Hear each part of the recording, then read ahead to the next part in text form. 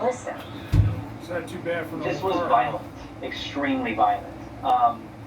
Sometimes I forget that I'm walking the streets of an American city in the Northwest. Sometimes it feels like you're walking in a third world country. Governor, I wonder how much this resonates around America. In many cities, things have become incredibly violent and unsafe. There have been many attacks in New York as well. Does this resonate, or does it seem like it's isolated in a few cities? I think it's resonating deeply. A lot of Americans may not put a yard sign up to indicate it, but I'm convinced there is a simmering, silent majority that looks at this and says, this is not what we want for our country.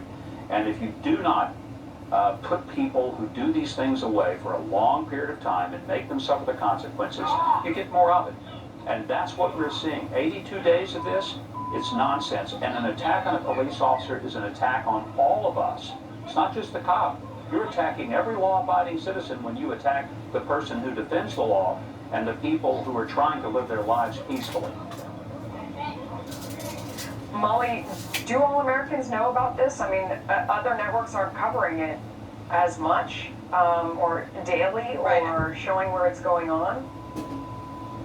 And I think Democrats were really hoping that this would be the summer of righteous protests, that there would be these outpourings in the streets that would lead to electoral victories in November. And so as they have turned into violent riots in cities throughout the country, the media are doing, many people in the media are doing their part by downplaying and saying it's not such a big deal, it's no big thing if someone's nearly murdered, on video in Portland the other night.